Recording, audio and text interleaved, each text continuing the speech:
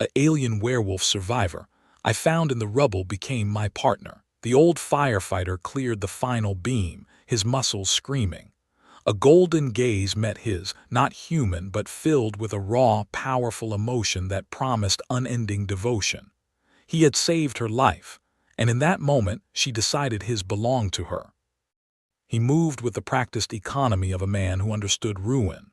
Thorn, a retired firefighter, navigated Ethelberg's fractured landscape, each careful step avoiding twisted rebar and shattered plasteel. The planetary shield malfunction had ripped through the city, leaving its proud spires as jagged teeth against a bruised sky. His breath plumed in the cold air, a rhythm against the silent devastation. He sought any flicker of life, any sign amidst the dust that coated everything. A faint, strained whimper cut through the silence.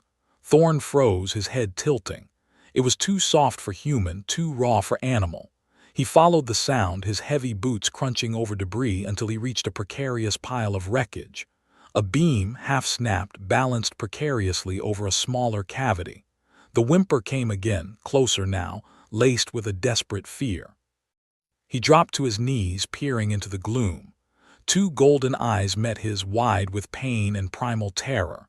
Below them, a muzzle of rich red fur, a flash of sharp teeth, and a crimson paw trapped beneath a fallen support. It was not human. It was a creature of myth, a werewolf, undeniably real and deeply distressed. "Easy now," Thorn said, his voice a low, steady rumble. He kept his movements slow, deliberate. "I'm not going to hurt you." The creature whimpered again, a low sound of anguish. Her golden eyes never left his, a flicker of something ancient and wild within their depths. He saw her struggle against the crushing weight, muscles tensing, then slumping in exhaustion. Her fur was matted with dust and a darker crimson, a stark contrast to its vibrant natural hue. Thorn assessed the situation. The beam above was unstable. One wrong move and the entire section could collapse, burying them both. He reached for his multi-tool, its worn metallic grip familiar in his hand. "Hold still," he instructed, though he knew she wouldn't understand the words. His tone, however, carried his intent. He began to clear the smaller pieces of rubble around the trapped paw, his movements precise. He used the pry bar attachment to test the integrity of a twisted ventilation shaft. The air vibrated faintly as he worked, a testament to the structure's fragile state. He moved with a firefighter's instinct, prioritizing safety while working against time.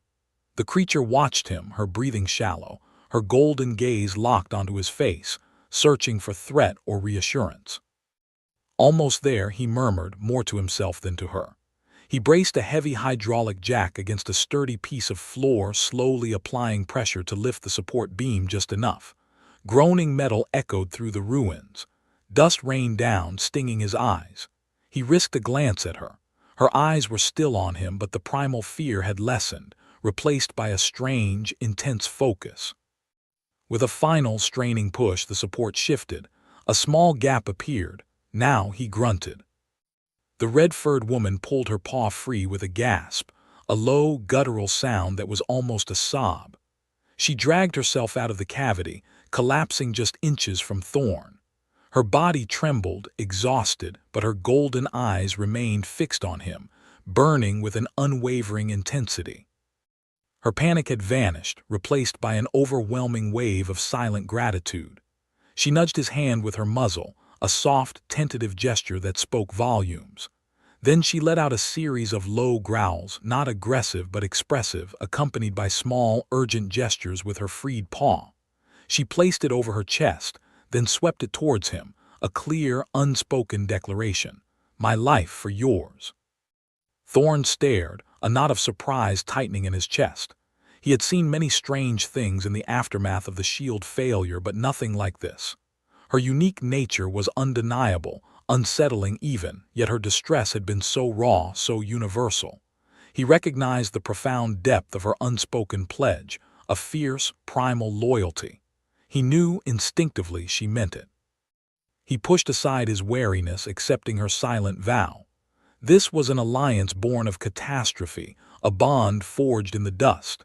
He reached into his pack, retrieving a salvaged ration bar. It was a simple protein block, but it represented sustenance, a shared resource. He offered it to her. She sniffed it cautiously, then took it with surprisingly gentle lips, devouring it quickly. Her golden eyes, still fixed on him, seemed to soften, a spark of warmth kindling within their depths. Thorn watched her, 100 questions swirling in his mind. Where had she come from? What was she? His world had just grown infinitely larger and more mysterious in the shattered ruins of Ethelberg. Their unexpected alliance had just begun. Thorn watched the red-furred woman devour the ration bar. Her intense gaze never left him. 100 questions swirled, but action was needed. Ethelberg offered no safe harbor. "We need to move," Thorn said, his voice low, testing the sound. He pointed to himself, then waved a hand forward. "Thorn, move." Elowen tilted her head, a low sound rumbling in her chest. She rose, favoring her mended paw slightly, but her movements were fluid, powerful. She looked at him, then nudged his arm with her muzzle, a silent question. Where to go? Thorn gestured towards a less damaged street. North, towards the old market district, more cover. They walked. Thorn, with his firefighter's training, scanned for structural weaknesses. Elowen, however, moved differently. Her head swiveled constantly, golden eyes darting, ears twitching. She would pause, sniffing the air, then emit a soft growl, nudging Thorn away from a seemingly stable wall or pulling him back from a patch of rubble. Each time, Thorn saw evidence of her superior senses. A hairline crack he missed, a faint groan of stressed metal, a subtle shift in the ground. Her warnings were never wrong. "Safe," Thorn said, pointing to a sturdy overhang. Elowen watched his lips, then repeated the sound, a guttural, almost perfect mimicry. "Safe." A spark of understanding ignited within Thorn. She was learning. He pointed to a precarious, leaning skyscraper. "Danger." Elowen's ears flattened. She growled a low, warning sound, then repeated it. "Danger."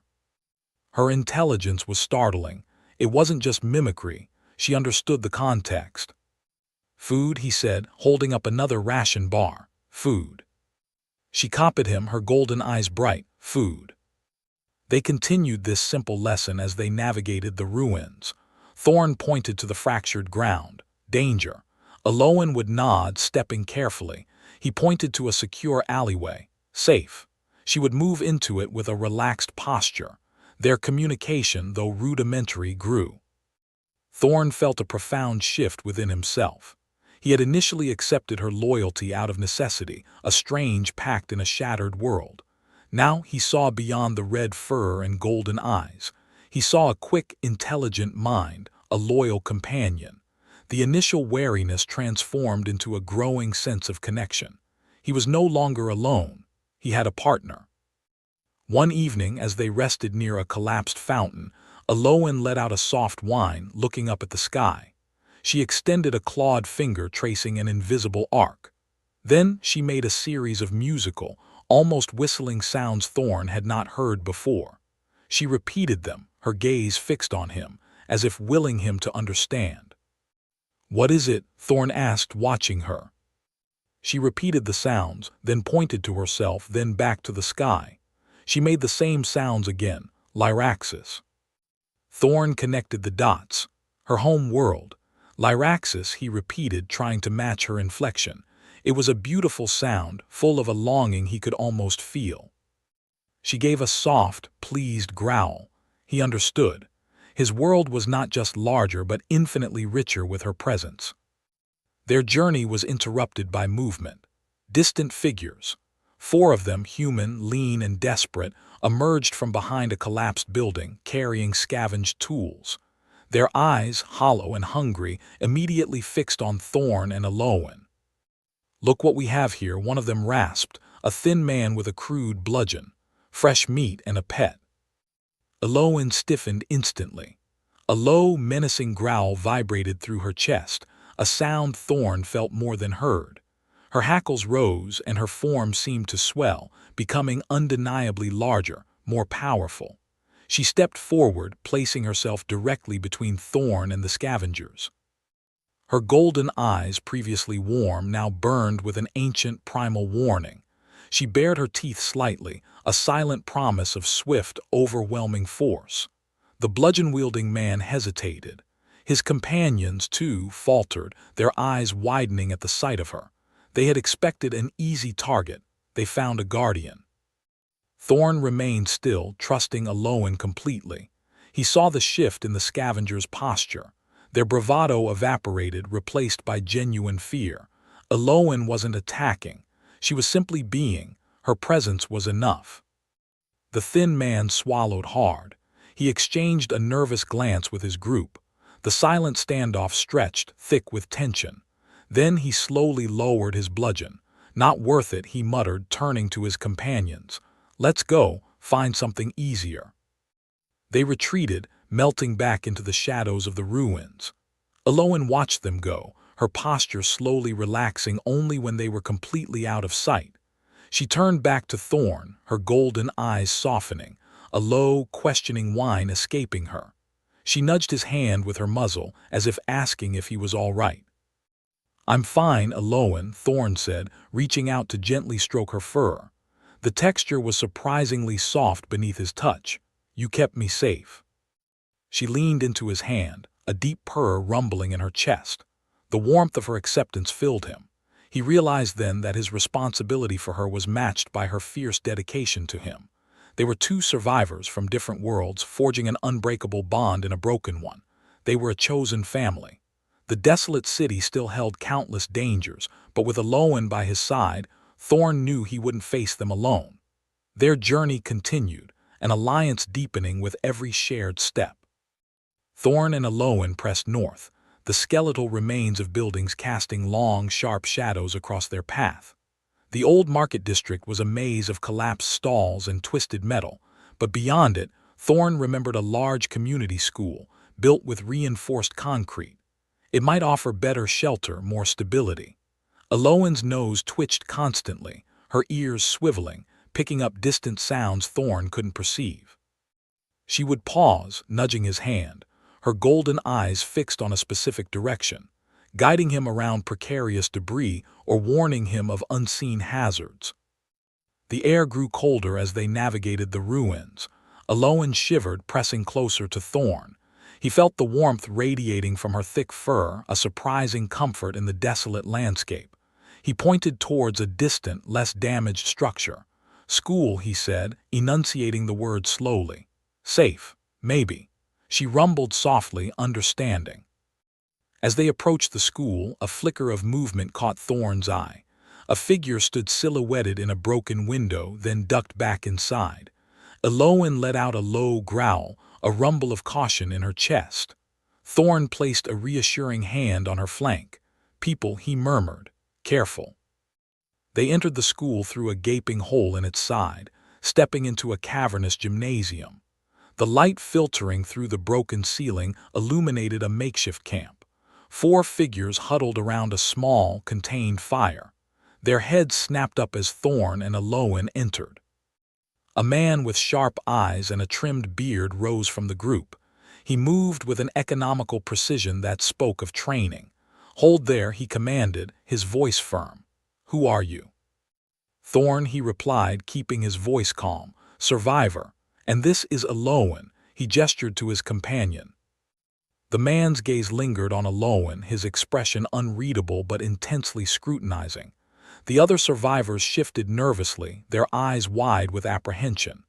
"Elias," the man introduced himself, "former strategist. We've been here since the shield collapse." He looked Aloan up and down. "And she is not human." "She's with me," Thorn stated, his voice even. "She saved my life." Elias nodded slowly, a thoughtful, almost calculated look on his face. "A valuable asset, then. Her senses must be keen." He paused, letting his gaze sweep over Aloan again, then to Thorn, then back to his group. "But we must be cautious. The shield malfunction was unprecedented. We don't know its true cause." His words were calm, but a subtle undercurrent of suspicion permeated them, aimed directly at Aloan.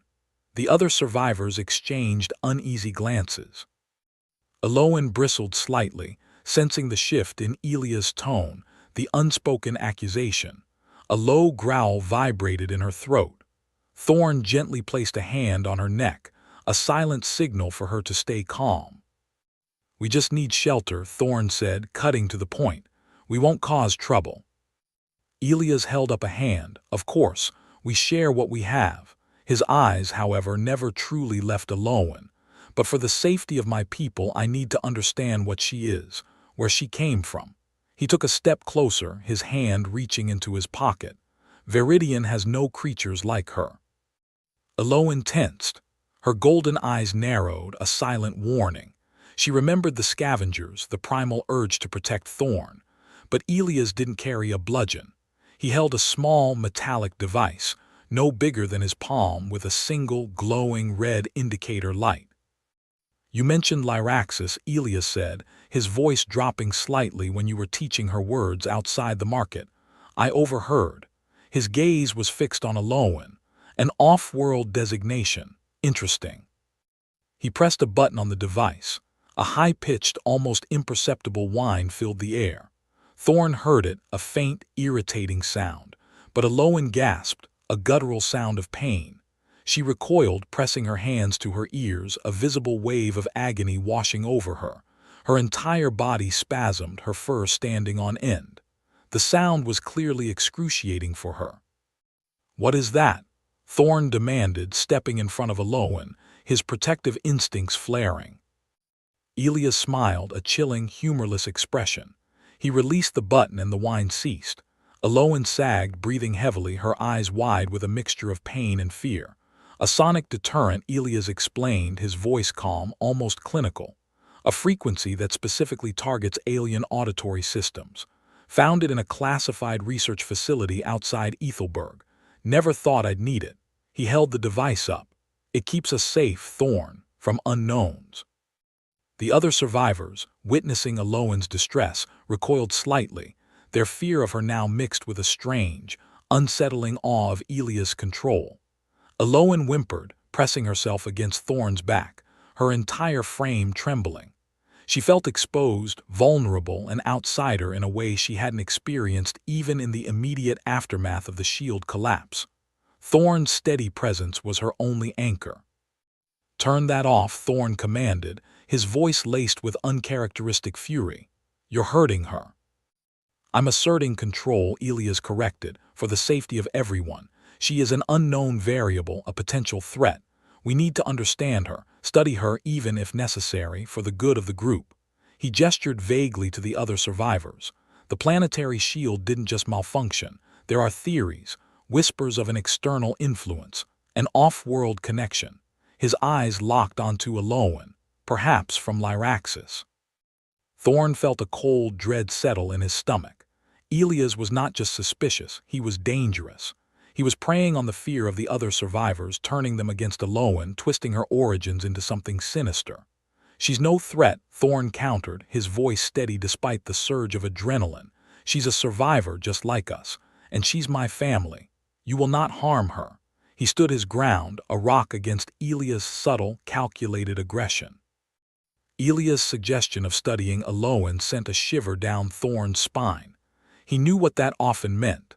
He resolved, with an unwavering certainty, that he would protect Aloan, no matter the cost.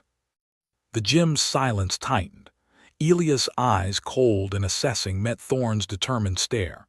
"No threat," Elias repeated, his voice dangerously low.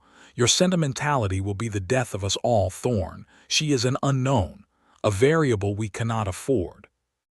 He motioned to the three other survivors, who shifted uneasily but remained loyal to Elias' authority. "Secure them," he ordered. Two of them, a man named Kale and a woman called Lena, moved forward. The third, an older, quieter man named Jem, hesitated, his gaze briefly meeting Aloan's pained eyes. Aloan let out a low growl, a rumble of pure instinctual warning, pushing Thorn slightly behind her. Her red fur bristled.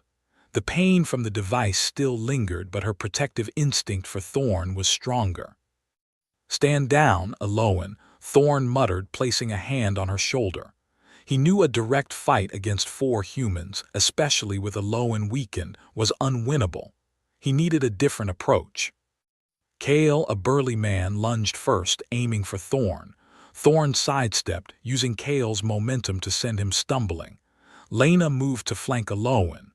Elias stepped forward, the sonic device held ready. Do not resist. It will only make this harder. Thorn saw Elias' finger hovering over the activation button. He had to disable that device. Alolan, run, he commanded, a desperate plea. Elias' thumb pressed down.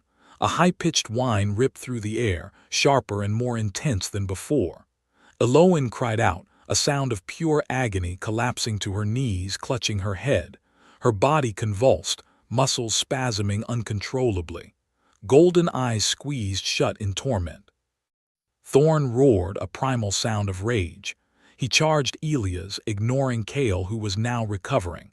His only thought was the device. He tackled Elias, sending them both crashing to the concrete floor. The device clattered away, skittering across the smooth surface. Kale and Lena reacted instantly. Kale grabbed Thorn, pulling him off Elias. Lena lunged for the device.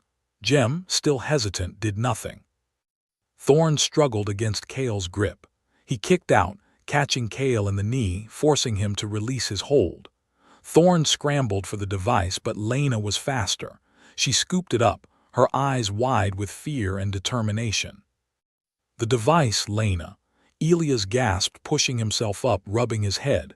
Activate it again. Don't let her recover. Lena hesitated, looking at Alolan's writhing form, then at Thorn's furious face. But she's all ready. Now Elias barked. Lena flinched. She pointed the device at Alolan, her hand shaking. The whine returned, a dreadful, piercing shriek. Alolan's cries intensified, her strength failing. She tried to push herself up, but her limbs would not obey. Thorn saw the desperation in Alolan's eyes, the utter helplessness. He knew she could not endure much more.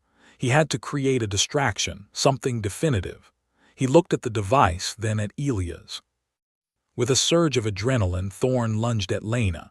She shrieked, fumbling the device. It flew from her grasp, tumbling towards the far wall. Elias cursed. Kale tackled Thorn from behind, bringing him down hard. Thorn's head struck the concrete with a sickening crack. A wave of dizziness washed over him, but he fought it. He saw Alolan, still suffering but now looking at him, a flicker of understanding in her pained gaze. Go, Thorn gasped, pushing Kale back with a desperate shove. Alolan, run now. He pointed towards the shattered window at the far end of the gymnasium, the one leading to the outside. It was a long shot, but their only chance. Alolan, despite the agonizing frequency, understood. She pulled herself to her feet, swaying, her movements uncoordinated. She whimpered, torn between the agony and Thorn's command. His eyes met hers, pleading, resolute. Go, Thorn yelled again, as Kale and Elias closed in on him. With a final, heart-wrenching glance at Thorn, Alolan launched herself forward. She stumbled, regaining her balance, and sprinted towards the broken window. The sonic device still blared, but she pushed through the searing pain, driven by Thorn's desperate order. Stop her, Elias shouted, but it was too late. Alolan, with a desperate leap, cleared the window, disappearing into the twilight ruins outside. Elias turned his fury on Thorn. You fool, you let her escape. Thorn lay on the ground, Kale's knee pressing into his back, Lena recovering the device. His head throbbed, a sharp, insistent pain. Blood trickled from a cut near his temple, but a small, grim satisfaction settled within him. Alolan was free. She's gone, Thorn managed, a defiant grin touching his lips. You won't catch her. Elias grabbed Thorn by the collar, pulling him upright. We will. And you, Thorn, will help us. His face was contorted with a cold, terrifying anger. You will regret this. Thorn met his gaze, his own eyes unwavering. He felt the sting of Kale's fist in his gut, then the sharp impact against his jaw. Darkness threatened to consume him. He welcomed it, knowing Alolan was no longer trapped. He had kept his promise. Outside, Alolan landed awkwardly, her injured paw flaring with renewed pain. The sonic frequency, though distant now, still vibrated painfully within her, a dull ache behind her eyes. The cold air hit her, a shock after the stifling warmth of the gymnasium. She scrambled away from the school, her senses overwhelmed. The familiar scent of Thorn was fading, replaced by the metallic tang of his blood, the sharp, acrid smell of fear from Elias and his group. Her vision blurred, tears of pain and confusion pricking at her golden eyes. She ran blindly at first through the shattered streets of Ethelberg. Each step was a battle against the lingering agony, against the disorientation. The world spun. Buildings loomed, skeletal and menacing. Debris crunched under her paws. Alone, the word echoed in her mind, a stark, terrifying realization. Thorn, her human, her protector, was gone, trapped, because of her. A wave of despair washed over her, heavier than any physical blow. She remembered his voice, urgent, commanding her to run. His face etched with a desperate resolve. He had sacrificed himself for her. She stumbled, falling into a pile of rubble. The pain in her paw intensified. Her head throbbed. She curled into a ball, whimpering, the image of Thorn's defiant grin before the darkness consuming him burned into her memory. She was Lyraxian, strong, resilient, but here on this broken world she was just a target, a variable, an unknown. Elias' words, heavy with prejudice, replayed in her mind. A cold wind swept through the ruins, carrying dust and the distant, mournful creak of collapsing metal. Eloan shivered, not just from the cold but from a profound sense of loss. She closed her eyes, trying to focus, to find the deep wellspring of strength she knew lay within her. Thorn had shown her what loyalty meant, what family meant. He had chosen her, an alien, over his own kind, over his own safety. He had fought for her. Now she was alone, but she was free, free to choose. She lifted her head slightly, peering into the gloom. The pain was still there, but a new spark, a flicker of resolve, began to glow in her golden eyes. Thorn would not have sacrificed himself for her to simply give up. He had told her to run, not to hide. She pushed herself up slowly, deliberately. The ground was cold, the air was sharp, but she was moving, she was breathing, she was Eloan of Lyraxis. And Thorn, her Thorn, was still in that school. Her body still ached, a constant reminder of the sonic device, but her mind sharpened. She focused on the faint, residual scent of Thorn, now mixed with the acrid smell of fear and the metallic tang of his blood. She would follow it. She would find him. The despair had not left her, but it no longer paralyzed her. It fueled her. Thorn had saved her life. Now she would save his. Her senses guided her. The scent of Thorn's blood, faint but distinct, led her through the ravaged city outskirts. It mingled with the sharp tang of burnt metal and the lingering smell of human fear. She moved with a primal grace, her injured paw still a dull throb but her focus absolute. The despair had not vanished, but it had transformed into a relentless drive. Thorn had chosen her. She would choose him. She followed the trail for what felt like hours, the moonless sky offering little light. Gradually, the chaotic sprawl of ruins gave way to more organized, albeit still makeshift, structures. Scavenged materials formed rough barricades around a cluster of larger, relatively intact buildings. This was likely where Elias and his group had established their temporary stronghold. Eloan crouched low, observing. A few figures moved among the improvised defenses, carrying salvaged weapons. Their movements were wary, their faces grim. Human fear was a palpable thing, thick in the air. She needed to be invisible, a ghost in the shadows. Her enhanced Lyraxian senses scanned the perimeter, identifying weak points, patrol routes, the faint electrical hum of salvaged generators. Thorn's scent was stronger here, drawing her towards a building that looked like a repurposed administrative block, its windows mostly intact. She circled wide, keeping to the deepest shadows, her red fur blending almost perfectly with the rust-colored debris. She found a less guarded section, a collapsed wall partially obscured by overgrown vines, offering a precarious entry point. With careful precision, Aloan scaled the crumbling wall, her claws finding purchase in the cracked concrete. She moved silently, a whisper of motion in the night. Inside, the air was stale, echoing with the distant sounds of human voices. She navigated a maze of dark corridors, her golden eyes piercing the gloom, every sense alert to the slightest change. She overheard snippets of conversation, human words she now understood: supplies, patrols, the alien. Elia's name was mentioned with a mix of respect and apprehension. He was clearly in charge here. Her internal thought focused on Thorn. Where was he? Was he hurt? The questions gnawed at her, fueling her urgency. Following the strongest concentration of Thorn's scent, she found herself outside a reinforced metal door. A single guard stood post, leaning against the wall, his head bowed. Aloan pressed herself against the cold metal, listening. She could hear Thorn's shallow breathing from within, a weak but steady rhythm that brought a surge of relief, quickly followed by a fresh wave of anger at his captors. The door was locked, a heavy electronic mechanism, too loud to force. She needed a way in, a quieter way. She scanned the area, her gaze falling on a ventilation shaft high above the door. It was small, but perhaps if she could dislodge the grating. Just then the guard stirred, adjusting his grip on his weapon. Aloan froze, merging with the deepest shadows, her breathing almost imperceptible. The guard looked around, then shrugged, resuming his slumped posture. Aloan waited, patient, until he seemed to settle back into his weary watch.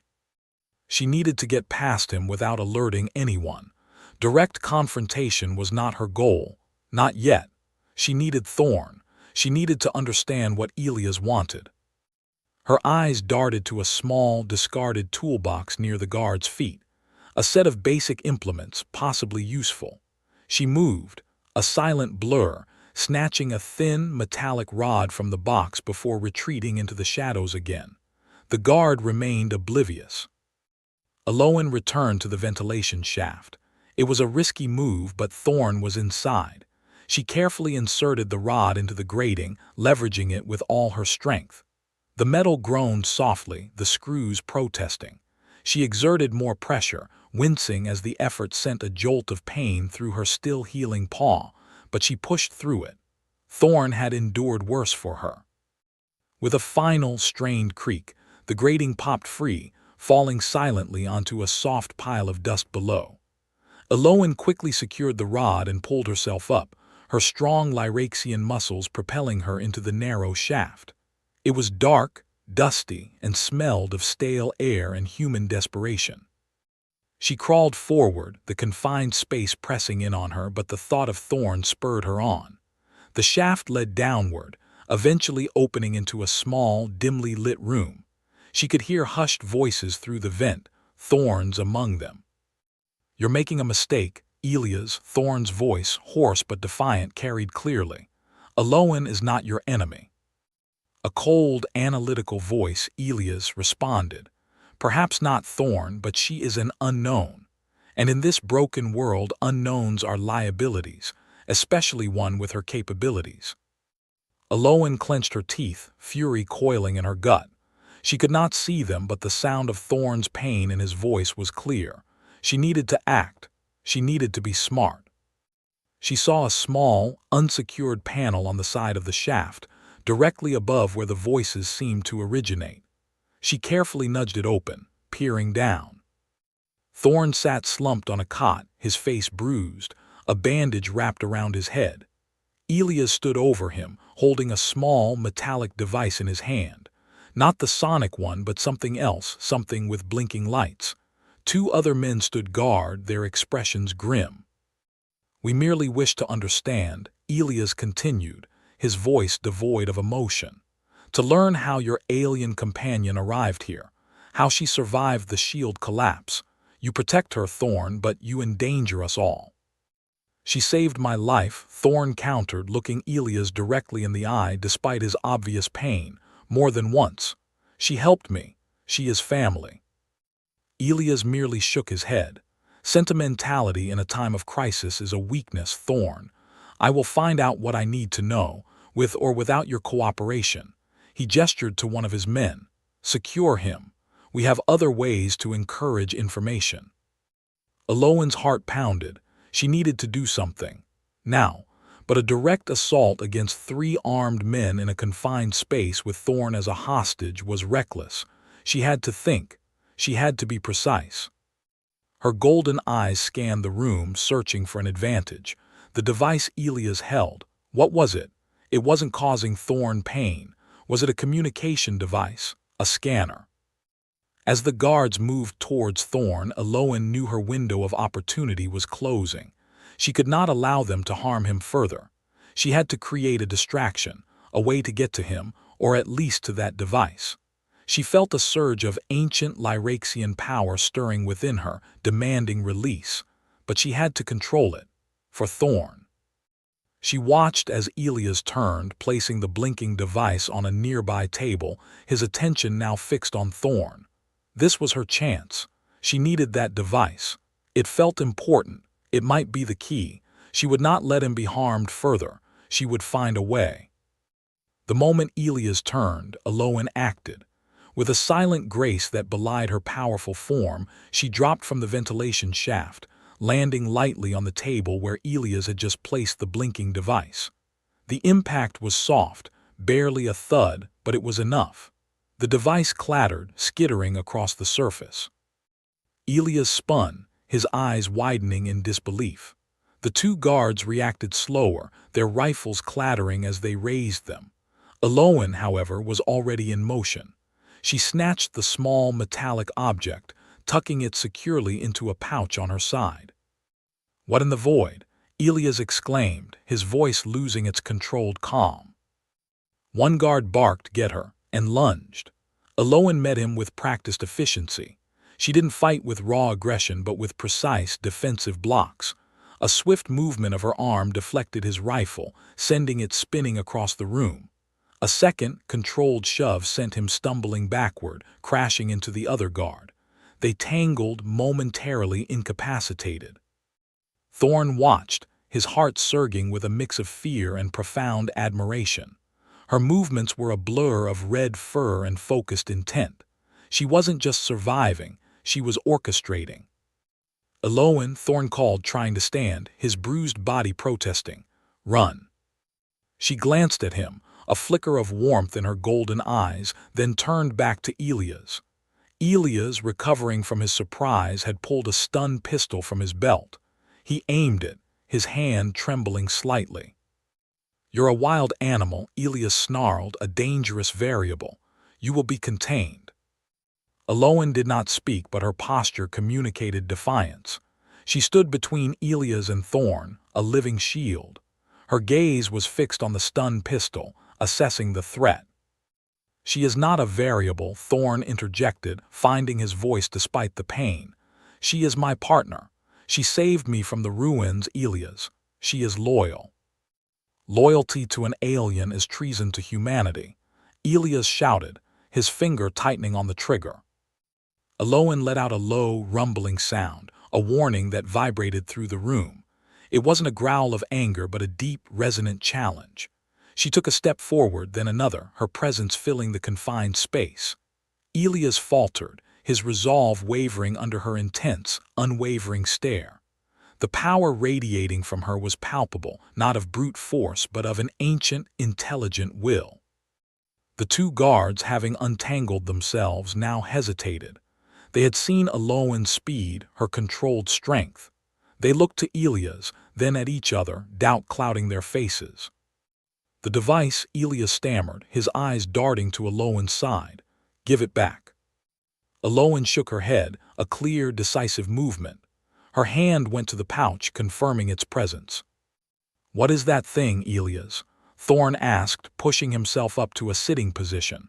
"What were you going to do with it?" Elias glared at Thorn, then back at Aloan. "It's a communication scrambler. It prevents unauthorized transmissions, isolates us. It's for our safety, to keep this location secure." Aloan's internal thoughts raced. A scrambler, but the blinking lights had seemed to indicate activity, not suppression. She had a strong, primal sense that this device was more than Elias claimed. It felt like a key, a connection to something beyond this broken city. She had to secure it. He lies, Thorn said, his voice firm. He was going to use it to get information from me. He wants to know about you, Aloan. He wants to control you. Elia scoffed. Control is necessary in chaos. You're naive, Thorn. This creature, whatever she is, cannot be trusted. Aloan took another step, her movements deliberate. Her focus was not on fighting but on egress. She had the device. Thorn was safe for now. The guards were hesitant. She had created an opening. She turned her head slightly, meeting Thorn's eyes. In that silent exchange, a complete understanding passed between them. It was time to go. With a powerful leap, Aloan sprang towards the shattered window, not stopping to break it further but flowing through the jagged opening with impossible grace. She didn't look back, trusting Thorn to follow. Thorn, seeing her clear escape path, knew this was his moment. He pushed himself off the cot, ignoring the pain. Elia's, she's not the enemy, he declared. Then, with a burst of adrenaline, he sprinted towards the window Aloan had just vanished through. Elias screamed in frustration, firing his stun pistol. The bolt missed Thorn by inches, scorching the wall beside him. The guards, still disoriented, were too slow to react. Thorn threw himself through the window, landing hard on the debris-strewn ground outside. Aloan was already there, waiting, her golden eyes scanning the perimeter. She offered him a steadying hand, helping him rise. The air was cold, the ruins silent except for their hurried breathing. "You took it," Thorn said, looking at the pouch on her side. "The device." Aloan nodded, a slight tilt of her head. She knew it was important, felt it in her core. "What now?" Thorn asked, looking back at the fortified building, knowing Elias would not give up. Aloan nudged him forward, a gentle but firm push. She knew the way. Her senses extended, mapping the broken city, seeking a safe path, a new hiding place. She had saved Thorn. They were together again. The device was an unknown, a new piece in a complicated puzzle, but for now they had each other. Thorn felt a wave of relief wash over him, a deep, abiding warmth. Their bond, forged in the crucible of disaster, had just deepened irrevocably. They moved into the desolate urban landscape, a united front against the encroaching uncertainty, Aloan clutching the blinking device, a silent promise of new discoveries and further challenges ahead. They moved quickly, Aloan leading the way through a maze of collapsed structures and narrow alleyways. Her steps were silent, her movements fluid despite the previous pain. Thorn struggled to keep pace, his ribs aching from Elias' beating. He gritted his teeth, focused on her retreating form. Aloan glanced back, her golden eyes sensing his strain. She slowed her pace, waiting for him to catch up, then placed a supportive hand on his arm, a silent offer of strength. He nodded his thanks, appreciating her unspoken empathy. She guided him towards what looked like a solid, low-lying section of an old power station, partially buried but remarkably intact. A narrow crack in the reinforced concrete led to a hidden interior. Aloan squeezed through, then turned, pulling aside a twisted metal sheet to widen the opening for Thorn. Inside, it was dark but dry and surprisingly spacious, a perfect temporary refuge. Thorn slumped against a concrete support, exhaling slowly. "Good spot," he rasped, pressing a hand to his side. Aloan dropped to her knees beside him, her sensitive nose brushing his bruised ribs. A low growl rumbled in her chest. She nudged his hand away, then gently licked the tender skin. It was a comforting gesture, a primal reassurance.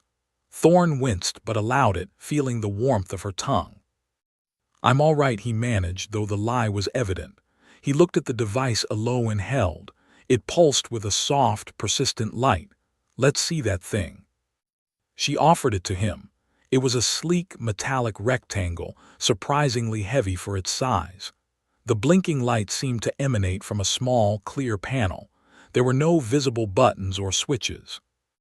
Elias said it was a scrambler, Thorn mused, turning it over in his hands. "He used it to mess with communications, I think." Aloan tilted her head, watching his fingers trace the smooth surface. She leaned closer, sniffing the device, then let out a soft whine. "What is it?" Thorn asked, looking at her. "Something about it bothers you." She shook her head, then pointed to the blinking light, then to her own chest, a gesture indicating a deep, resonant feeling. It wasn't just a communication jammer. It felt like something more. Thorn pondered her reaction. Like a beacon, he wondered aloud, something that sends a signal. He ran his thumb over the light panel. He was trying to get information from me. About you. Maybe this thing can receive, too. He considered the possibility, a new line of thought forming. If it can scramble, it implies a network, a signal to disrupt. He remembered Elia's cryptic words about off-world connections. Could Elias have been trying to contact someone or something with this device, or prevent someone from being contacted?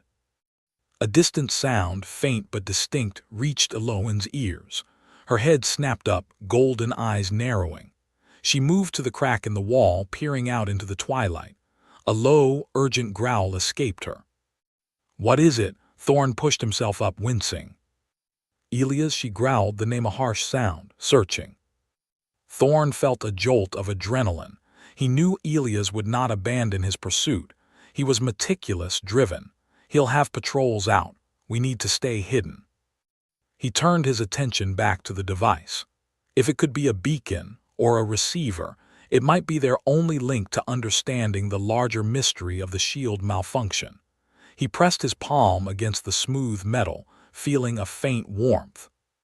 If it's a communication device, there has to be a way to activate it properly, Thorn muttered, more to himself than Aloan.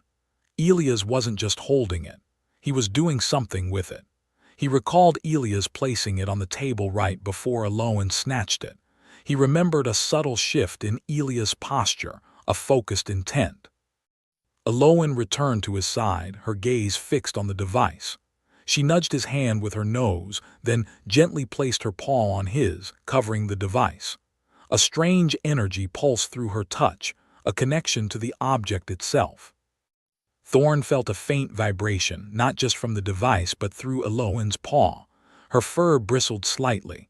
"You feel something, don't you?" She nodded, a deep, knowing look in her eyes. She placed her other paw on the device, covering it completely, her head bowed as if listening. The blinking light intensified for a moment, then pulsed rhythmically. Thorn watched, captivated. This was beyond anything he understood. Aloan wasn't just holding it, she was interacting with it on a level he could fathom. Her connection to the device seemed almost organic. After a few moments, Aloan lifted her paws. The light on the device was no longer just blinking. It emitted a soft, steady glow, and a faint, almost inaudible static sound emanated from within. "You turned it on," Thorn breathed, astonished. "How did you do that?" Aloan looked at him, then back at the device, a sense of accomplishment in her gaze. She pointed to the light, then to her temple, indicating a mental connection. Lyraxian capabilities, he realized. Her species must have a different way of interacting with technology. He held the now glowing device. The static was clearer now, a low hiss. It was active, it was searching for something, or listening. "So it's not just a scrambler," Thorn said, a new resolve hardening his voice. "It's a receiver, maybe a transmitter." Elias wasn't trying to just stop people from talking. He was trying to control the conversation. He looked at Aloan, a surge of pride and affection washing over him. "You're incredible." Aloan nudged his hand again, a soft, purring sound in her throat. Her golden eyes met his, filled with a warmth that eased the tension in his battered body. They had a tool, a clue, and a new understanding. Elias was a threat, but now they had a way to fight back, or at least to understand what they were truly fighting against. The ruins outside seemed less daunting with this new piece of the puzzle. They had each other, and now, a path forward, however uncertain. Aloan's head snapped up. A low growl rumbled in her chest. The subtle vibrations she had felt earlier intensified, no longer distant. Elias was closer than Thorn anticipated. "He's here," Thorn said, recognizing the shift in her demeanor. He gripped the glowing device. "Can you tell how close?" She moved to the entrance of their refuge, a dark opening in the power station wall that led to a narrow, forgotten maintenance tunnel. She sniffed the air, her golden eyes scanning the desolate landscape visible through the gaps in the rusted metal. "Soon," she rumbled, a word Thorn now understood. Her fur bristled, a faint static charge evident around her. "We need to know what he's looking for," Thorn stated, his gaze fixed on the device. "If it's a receiver, maybe we can hear something. What do you think?" Aloan returned to him, nudging the device with her snout. She placed a paw over it, her ears twitching. The faint static from the device seemed to pulse in sync with her concentration. Her brow furrowed, a sign of deep focus Thorn had come to recognize. He watched, fascinated by her unique interaction with the alien tech. She wasn't merely listening with her ears, she was sensing. After a tense silence, Aloan lifted her paw. She made a series of chuffing sounds, then pointed to the device, then to her head. "Sound," she vocalized, then gestured with her paw, indicating a broken, fragmented stream. "You're getting something," Thorn realized, his heart quickening. "Can you filter it? Focus on specific frequencies." She closed her eyes, placing both paws on the device again. The soft glow brightened. This time, a faint, almost subliminal buzz emanated from it beneath the static. Thorn leaned closer, straining to hear. It was a jumble of low-frequency whispers, almost like a ghost in the machine. Aloan shifted, her muscles tensing. She pulled her paws away abruptly, her expression troubled. She looked at Thorn, then pointed vaguely northeast. "Signal," she said, her voice a low, guttural murmur. "Not us, not Lyraxis." Thorn's mind raced. "Not us, not your people. What does that mean?" He held the device up, examining it. "Are you saying Elias isn't just looking for us or for a Lyraxian scout? He's tracking something else entirely." She nodded emphatically. "Signal strong, far." She pointed to the device. "He wants." This was a major twist. Elias wasn't merely a paranoid survivor trying to control alien tech or capture Aloan for study. He was after something specific, something powerful enough to warrant this relentless pursuit. A signal, Thorn repeated, thinking aloud. A beacon, maybe. An energy source. Aloan pressed her head against Thorn's shoulder, a gesture of shared understanding and growing trust. Her warmth was a comfort against the cold reality of their situation. He felt a profound surge of affection for her, this remarkable being who saw beyond the obvious, whose senses revealed secrets hidden from human perception. She was his anchor in this storm. "Can you track this signal, Aloan?" Thorn asked, a new plan forming in his mind. "If Elias is chasing it, maybe we should too. If we can get to it first, we might understand what's really going on." Her golden eyes met his, filled with an intelligent spark. She took the device from his hand, holding it carefully. She gave a single, determined nod. "We find." Thorn felt a renewed sense of purpose. They weren't just running anymore, they were hunting. Elias' motivation was clearly more complex than simple fear or power hunger. The device wasn't just a receiver, it was a key. A distant metallic clang echoed from outside the power station. Elias' people were close, too close. "They're coming," Thorn said, his voice low. "We need to go, now." Aloan already moved with silent grace towards the maintenance tunnel. She paused, looking back at Thorn, a silent question in her eyes. He understood. She was asking if he was ready to follow her into the unknown, to chase a signal that might lead them into even greater danger. Thorn met her gaze, a small, confident smile on his face. Lead the way, Aloan. He trusted her implicitly more than anyone he had ever known. His hand reached out, gently brushing her fur.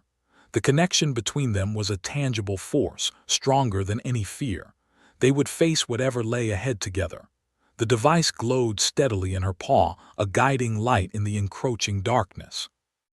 They had a destination now, however perilous, and with Aloan's unique gifts, they might just uncover the truth before Elias did. Aloan led Thorn deeper into the maintenance tunnel, her movements fluid and silent. The air grew colder, thick with the scent of damp earth and disused machinery. The alien device pulsed steadily in her paw, its light a soft, golden guide in the gloom. "Which way, Aloan?" Thorn's voice was a low murmur, conscious of the echoes. She paused, tilting her head. Her ears swiveled, catching sounds Thorn could not. She pointed forward with her snout, then nudged him, urging him onward. The tunnel branched. Aloan held the device higher. Its glow intensified slightly towards the left passage.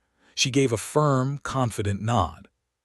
Thorn followed, his hand occasionally brushing the cold metal walls. He relied entirely on Aloan's senses, a humbling yet reassuring surrender. Her perception was a world beyond his own. He watched her profile, the way her golden eyes scanned the shadows, the subtle shifts in her posture. She was a living compass, attuned to frequencies and energies that remained invisible to him. "The signal, is it getting stronger?" Thorn asked. Aloan made a soft, rumbling sound, a sound of affirmation. She gestured with her free paw towards the device, then tapped her own temple. "Lyraxis," she whispered, her voice surprisingly clear in the enclosed space. "Call." Thorn frowned, a Lyraxian call, like a distress beacon. She nodded, then shook her head, a complex motion. She pointed to the device again, then traced an intricate pattern in the air with her claw. More she conveyed. Message. A message, not just a simple ping, but information. This changed everything. Elias wasn't just chasing an energy signature, he was trying to intercept a communication. The implications were staggering. Were Aloan's people trying to contact her, or was it something else entirely? The tunnel narrowed, forcing them to move in single file. Aloan led, her enhanced night vision easily navigating the uneven ground. Thorn stumbled once, catching himself on a rusted pipe. He felt a moment of frustration at his own human limitations, but it quickly faded, replaced by gratitude for Aloan's unwavering capability. She was his eyes, his ears, his shield. A metallic scrape echoed from behind them, distinct, close. Aloan froze, her head snapping back, her ears flattened. She let out a low, guttural growl, a warning. "Danger," she hissed, pulling Thorn back against the wall. Thorn flattened himself, heart pounding. "Elias." She nodded grimly. The sound of heavy boots, hushed but discernible, grew louder. They were being hunted. Aloan scanned the tunnel ahead. A section of the ceiling had collapsed, creating a jagged, precarious gap. Too small for a human to squeeze through easily, but perhaps for her. She looked at Thorn, her golden eyes conveying a swift decision. She gestured for him to stay low, then, with incredible agility, she scaled the debris, testing each foothold. Dust rained down. She moved through the narrow opening and then turned, extending a powerful paw back towards him. "Come," she urged, her voice a low imperative. Thorn hesitated. The gap looked impossibly tight, the rubble unstable, but Aloan's confidence was infectious. He trusted her. He reached for her paw, feeling the immense strength in her grip. She pulled, guiding his body through the tight space. He scraped his shoulder, gritted his teeth against the pain. Once through, Aloan immediately took point again. The device in her paw throbbed with a stronger light now, illuminating an unexpected sight. The tunnel opened into a cavernous chamber, not natural, but clearly an old, forgotten control room for the power station. Dust-covered consoles lined one wall, their screens dark, their panels scarred by time and neglect. The signal was strongest here, a palpable presence. The device in Aloan's paw was no longer just glowing, it vibrated, humming with an almost eager energy. She walked directly to a large, rectangular console, its surface covered in a layer of fine gray dust. "This is it," Thorn breathed, looking around the eerie chamber, the source. Aloan placed the device gently onto a flat, unmarred section of the console. The device pulsed rapidly, its golden light expanding, seeming to merge with the dormant technology. A faint, high-pitched whine emanated from the console itself. One of the dark screens flickered. Thorn watched, mesmerized. He had never seen anything like it. Aloan's connection to the device and now the console felt organic, deeply intuitive. It was as if her very presence was waking the sleeping machine. The screen sputtered to life, displaying a cascade of symbols Thorn did not recognize. Lyraxian script, data. Aloan leaned closer, her brow furrowed in concentration. She touched the screen with a single claw, then looked at Thorn, her eyes wide with a mix of wonder and concern. Old, she whispered. Broken. She pointed to a specific sequence of symbols on the screen. Warning. A warning, Thorn asked, stepping closer. From the Lyraxians, about what? Before Aloan could elaborate, the distinct sound of heavy footsteps echoed from the tunnel entrance they had just used. Elias and his men were here. They had caught up. Aloan whirled, her body instantly shifting into a defensive stance, placing herself between Thorn and the tunnel. The screen behind her flickered, displaying a single, stark image. A schematic of Ethelberg with a prominent, pulsing red 10 over the very power station they were in. And beneath it, a countdown.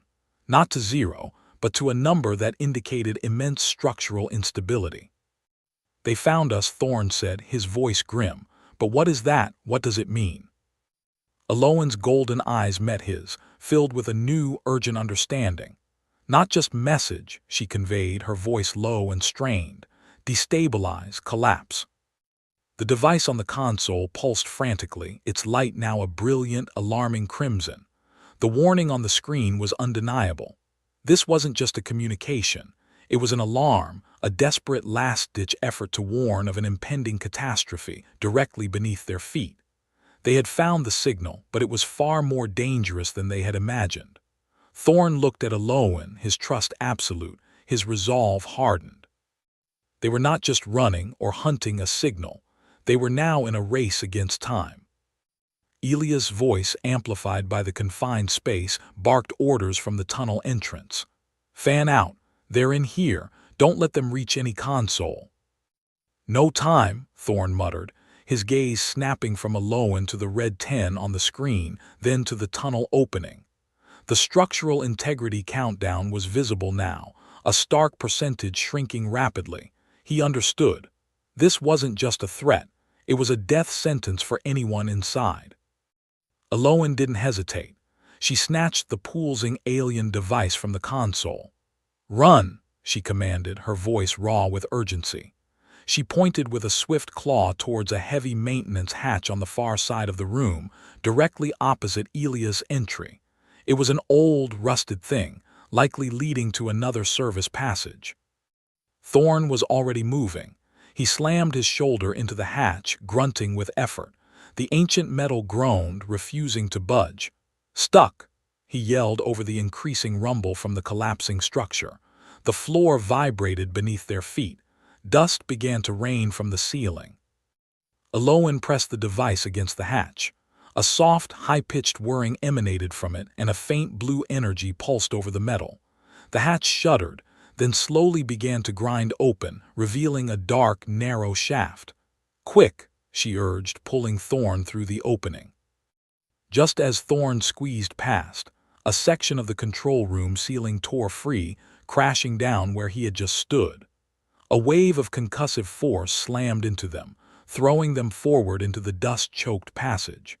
The hatch clanged shut behind them, sealing them away from Elias, but also from the main collapse. "Are you all right?" Thorn gasped, pushing himself up, his hand immediately checking Aloan. She nodded, her golden eyes scanning the inky blackness ahead. The pulsing device in her hand cast flickering shadows. "Tunnel," she whispered, "lower." The passage sloped sharply downwards, the air growing colder and heavier. Thorn could feel the vibrations of the larger structure above them, a continuous, unsettling tremor. He followed Aloan, his hand resting lightly on her back, guiding her with silent support. He trusted her senses completely. This was her world, her technology, her warning. "Where does this lead?" Thorn asked, his voice echoing in the confined space. "Out," Aloan replied, her gaze fixed on the device which now pulsed with a new, frantic pattern. It wasn't just guiding them, it was actively mapping the structural decay around them, showing her safe paths and imminent dangers. She pointed to a faint shimmer in the darkness ahead. Vent. Access. They reached a series of intertwined ventilation shafts, too small for Thorn to easily navigate. Aloan effortlessly slipped into the largest opening, then turned, extending a hand to him. Crawl, she instructed. Thorn gritted his teeth. He wasn't built for tight spaces, but he forced himself through, his knees and elbows scraping against the metal. The air here was thick with the scent of old machinery and dust. He could hear the distant, terrifying sounds of the power station tearing itself apart, groaning metal, shattering concrete. Faster, Thorn, Aloan's voice was strained. She was using her enhanced senses to plot their course through the crumbling infrastructure, every instinct screaming at her. The device in her hand glowed a desperate crimson, indicating the speed of the structural decay. They crawled for what felt like an eternity, the vibrations growing stronger, the sounds of destruction closer. Thorn felt a pang of fear, not for himself, but for Aloan. She was pushing herself to the limit, interpreting complex data while navigating a physical labyrinth under extreme pressure.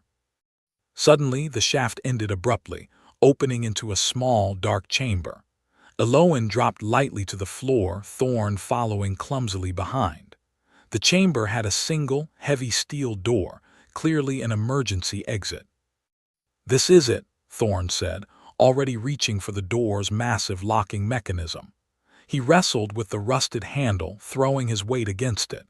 It slowly gave way, the ancient gears grinding loudly.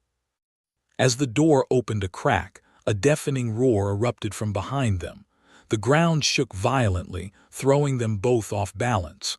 The power station was collapsing. The entire structure was giving way.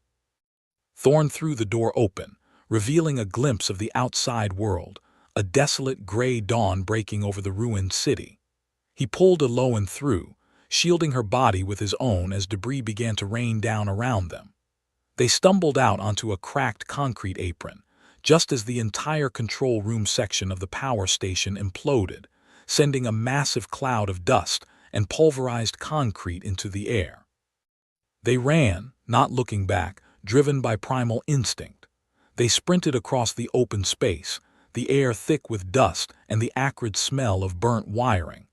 Thorn felt the ground shudder beneath his feet, a seismic tremor that indicated the wider planetary shield malfunction was still at play, or perhaps the power station's destruction had triggered something worse. They dove behind a partially intact wall of a nearby, smaller building, collapsing into a heap, gasping for breath. The rumble subsided, leaving an eerie silence punctuated by the distant groans of settling wreckage. Thorn looked at Aloan, her fur matted with dust, her golden eyes wide and exhausted but still alert. The device in her hand had dimmed, its frantic pulsing softened to a steady, urgent glow. "We made it," Thorn whispered, his voice hoarse. He reached out, gently brushing dust from her cheek. "You saved us." Aloan leaned into his touch, a soft, purring sound rumbling in her chest. "Together," she corrected, her gaze holding his. The devastation of Ethelberg was still visible, an ever-present scar, but their shared escape, their reliance on each other, forged their bond deeper still. The immediate danger was past, but the larger catastrophe still loomed, calling them forward. Thorn felt the urgent pulse of the device in Aloan's hand, a rhythm now mirroring his own pounding heart. The dust settled around them, revealing the ruined city stark against the gray dawn.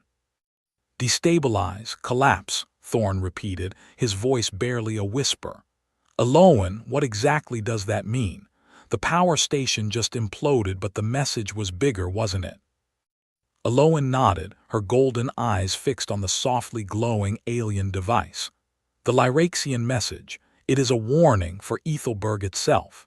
She gestured vaguely towards the horizon, her paw moving in a sweeping motion. "The planetary shield malfunction. It did not just destroy buildings. It created a resonance deep within the planet's crust. Thorn's blood ran cold, a resonance like a tremor. More than a tremor, Aloan clarified, her brow furrowing. A structural degradation. The message indicates a cascading failure. The ground beneath us, the bedrock, it is failing. Ethelberg will not just crumble, it will descend. Thorn stared at her, the implications chilling him to the bone. Descend? Into what? Into the planetary mantle, Aloan stated, her voice grim. Slowly at first, then rapidly. The entire city, the land mass around it, a cataclysm. The shield malfunction was not an event, it was a trigger. A heavy silence fell between them, broken only by the distant creak of settling wreckage. Thorn felt a profound wave of despair, quickly replaced by a fierce resolve. They had escaped a collapsing building only to be on the verge of a collapsing world. How long? Thorn asked, his jaw tight. Aloan closed her eyes, concentrating on the device. Its glow intensified slightly, then dimmed. The message is fragmented, warning of accelerating destabilization. Weeks perhaps, days if a critical fault is reached. She opened her eyes, meeting his gaze. We need more data. The device needs a stronger signal to fully translate the depth of the warning. And Elia's? Thorn looked towards the general direction of Elia's fortified stronghold. He was chasing the signal. Does he know this? Unlikely, Aloan rumbled. He sought the device, its power, not the true message. His fear of the unknown blinded him to the larger threat. Thorn stood, brushing dust from his torn firefighter's jacket. If the whole city is going down, he needs to know. Everyone needs to know. Aloan stood beside him, her gaze unwavering. He will not listen. He will believe it is a trick, a Lyraxian deception. Then we make him listen, Thorn declared, a new purpose hardening his resolve. He has resources, people. He's a strategist. If we can get him the full message, he might understand. He might even help. Aloan tilted her head, a low sound rumbling in her chest. An unexpected alliance with an enemy. The planet doesn't care about enemies, Thorn countered, looking at the devastation around them. Only survivors. He has a stronger communication array at his stronghold, doesn't he? Something that could boost this device's signal. Aloan nodded slowly. Yes, a salvaged comms hub. He uses it to try and find other human settlements. Thorn knew the risks. Going back towards Elia's meant walking into a trap, but the alternative was a slow, inevitable doom. He thought of the other scattered survivors, the families he had seen in the initial days after the shield malfunction. They deserved a chance. Then we go to him, Thorn said, his voice firm. Not to fight, but to warn, and to use his equipment to get the full picture, whatever it takes. Aloan's golden eyes held a flicker of apprehension, then settled into a determined gaze. She gripped the device tighter.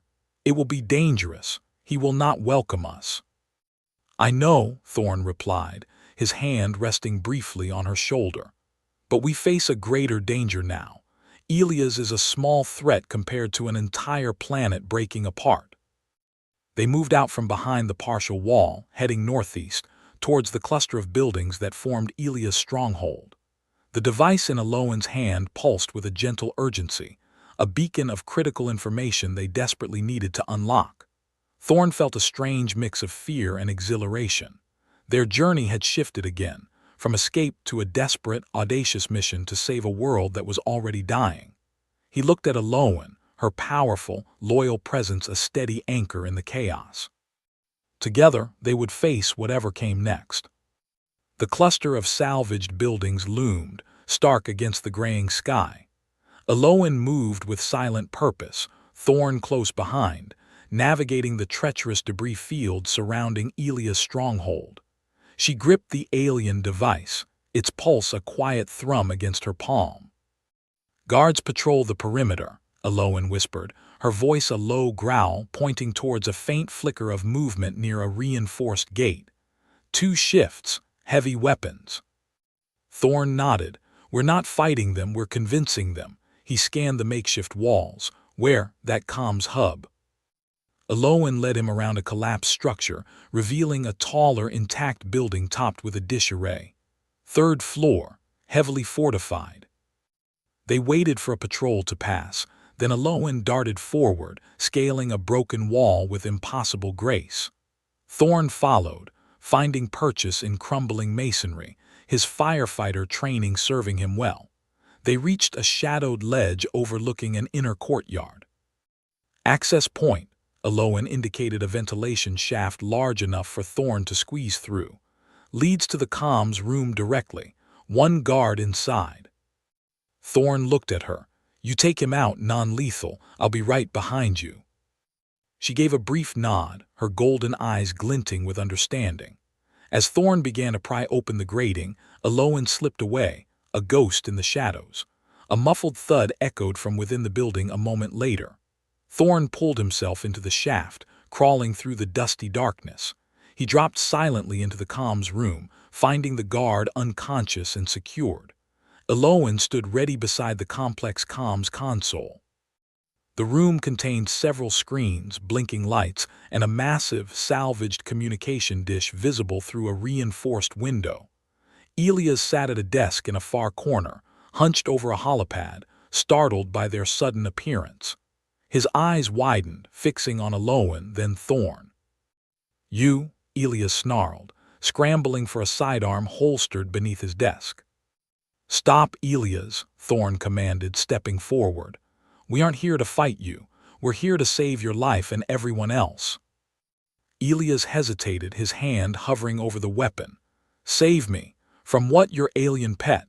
He gestured wildly at Aloan, who stood calmly by the console, the pulsing device held aloft. This alien pet is trying to prevent a planetary collapse, Thorn retorted, his voice unwavering. The shield malfunction wasn't just a localized disaster. It triggered a chain reaction. Ethelberg is sinking. Elias scoffed. Propaganda, a Lyraxian trick. You think I haven't seen the tremors, isolated seismic activity, nothing more. Aloan moved, placing her device onto a connecting port on Elias' comms console.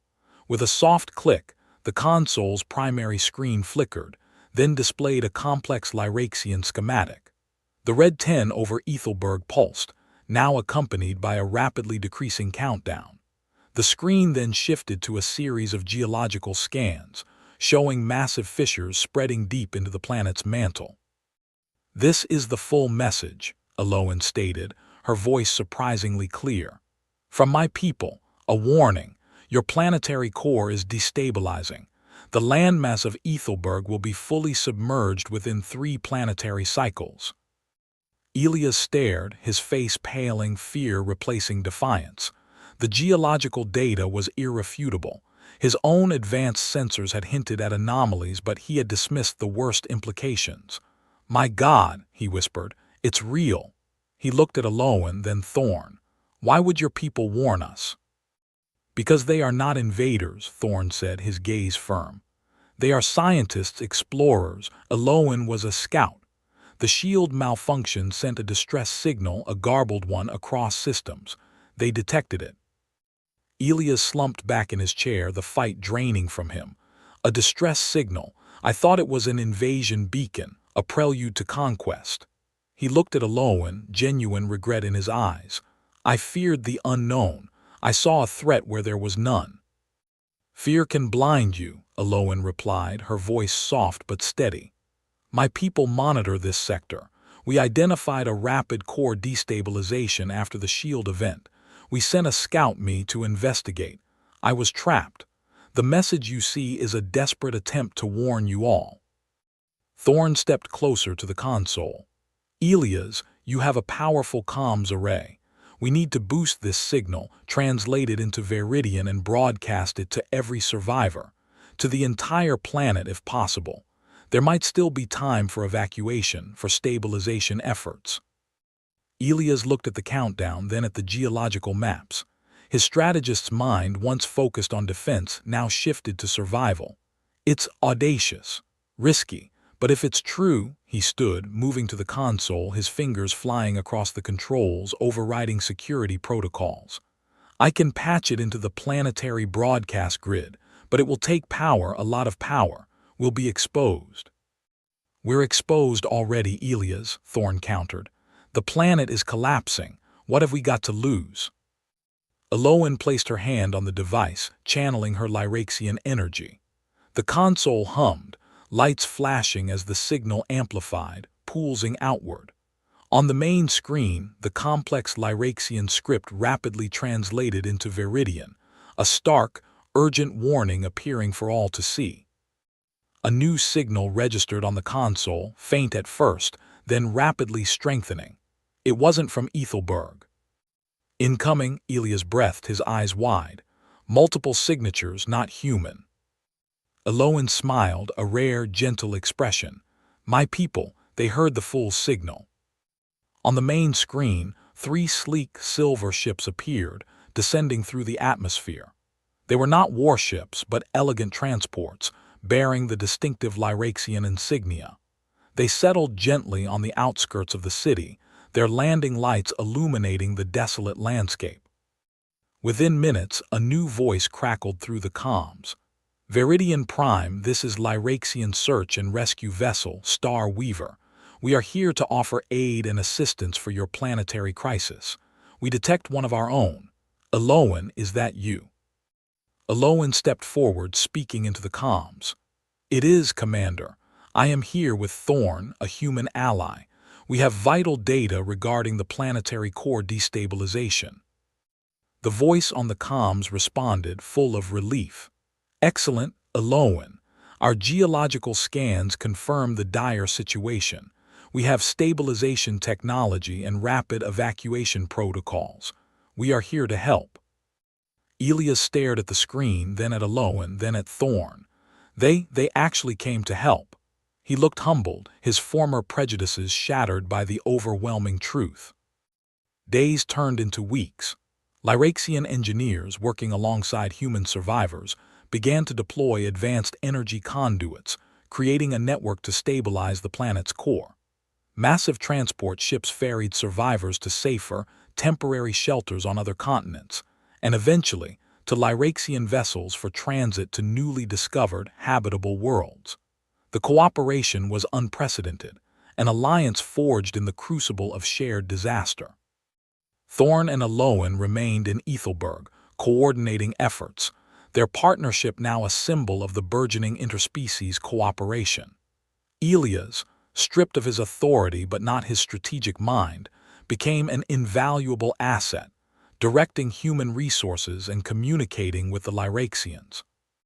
One evening, as the last of the stabilization conduits powered up, bathing the city in a soft, ethereal glow, Thorn stood with Eloan atop a partially repaired building. The Lyraxian ships formed a silent armada in the sky, a testament to a future saved. They offered me passage home, Eloan said, her golden eyes reflecting the shimmering lights. To Lyraxis. Thorn's heart ached with a familiar pang of apprehension, but he kept his voice steady. And what did you tell them? She turned, her hand gently touching his arm. I told them my home is here now, with you. Her gaze held a warmth that transcended language, a devotion he had come to cherish. You saved me, Thorn, and you showed me what it means to be truly loyal, truly family. My place is with you, bridging our worlds. Thorn pulled her close, resting his head against her red fur. The scent of her, wild and comforting, filled his senses. I wouldn't have it any other way, Eloan. He looked out at the city, now scarred but not doomed, a beacon of hope. We'll build something new here, together. His solitary life had been shattered, only to be rebuilt with an unexpected alliance, an interstellar romance, and a purpose larger than he could have ever imagined. The future was uncertain, but with Eloan by his side, Thorn knew they could face anything. Their story was just beginning, a testament to the power of connection in a universe full of surprises.